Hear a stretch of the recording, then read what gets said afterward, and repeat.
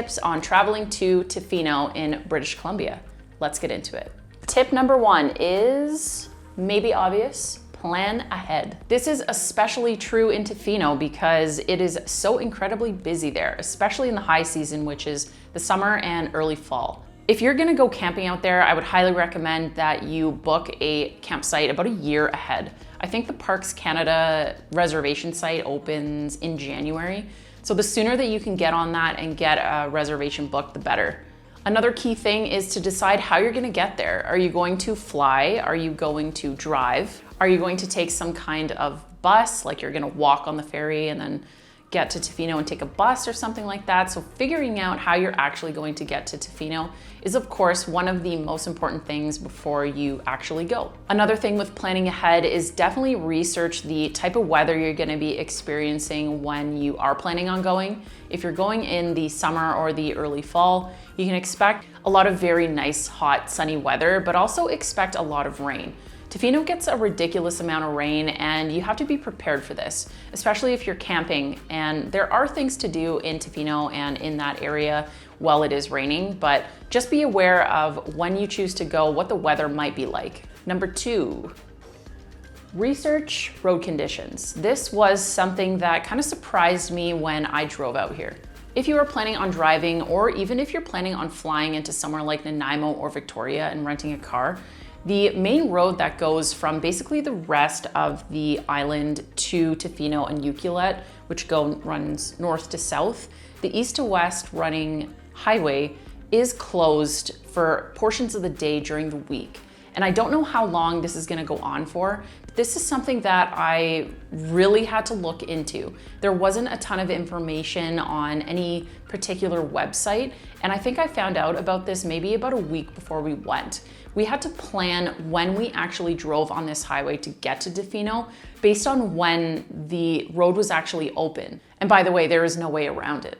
Tip number 3 is to travel in the summer or the early fall.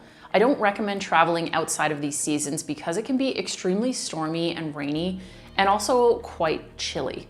It is really quite windy in this area, of course, because you're right along the ocean.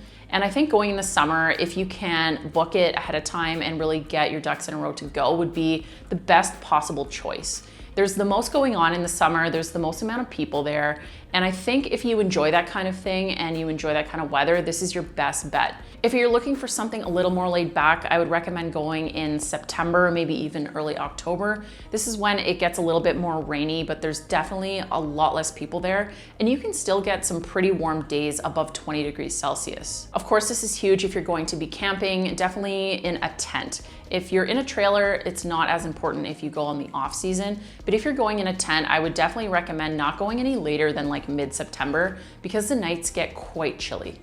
Tip number 4, travel with all of the essentials. Things are quite expensive in Tofino, so make sure that you're bringing all of the essentials that you need, particularly if you are driving. If you are flying in, of course, you're kind of limited to what you can bring, but you should have most of the things you need covered by the hotel or the place that you're staying.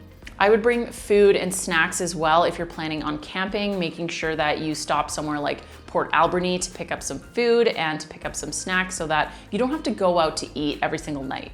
Another tip related to this is to not bring firewood. You're not really supposed to bring firewood into the Tofino area, particularly in the Pacific Rim National Park Reserve. So make sure that you're bringing cash to buy firewood in Tofino and around Tofino in the actual campsite.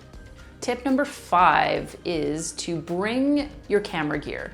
Bring more than you think you might need. If you're a photographer or a videographer or you just like to take photos and things like that, I definitely recommend bringing as much as you possibly can. Make sure that all of your gear is really well charged because you never know, especially if you're on a road trip in this area, when something might pop up like wildlife or some cool weather changes, some beautiful skies, sunsets, sunrises.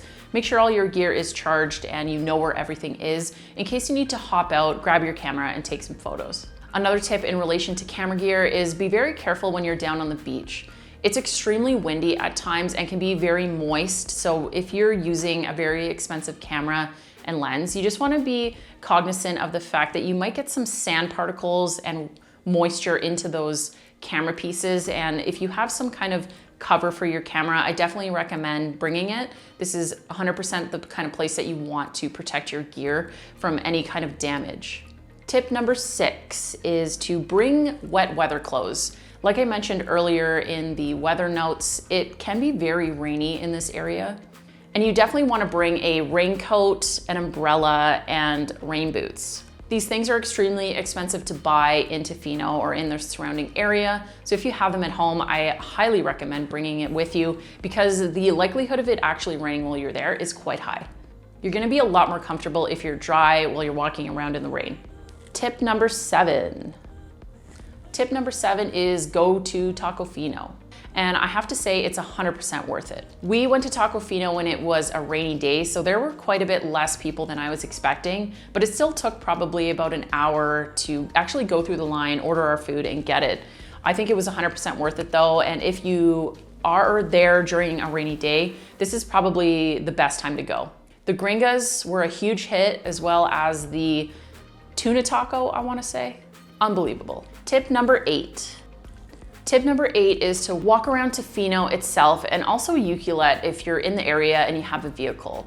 These are really cute little surf towns with a lot of nice shops, restaurants, breweries, bakeries, water sports shops, you name it, they probably have a cute little store for it. So I highly recommend if you're driving to park, walk around, grab a coffee, and just kind of explore the area. Tip number 9. Tip number 9 is to get a Canada Parks pass ahead of time. Depending on how long you're going to Tofino, or if you're even going to be in the Pacific Rim National Park Reserve, I highly recommend getting one of these annual park passes through Parks Canada. It's about $140 for a full year. And if you don't get a pass, you do have to pay a daily fee of $20 a day. And that's usually per vehicle. So depending on how many people you have with you, you might be able to split up the cost of that pass.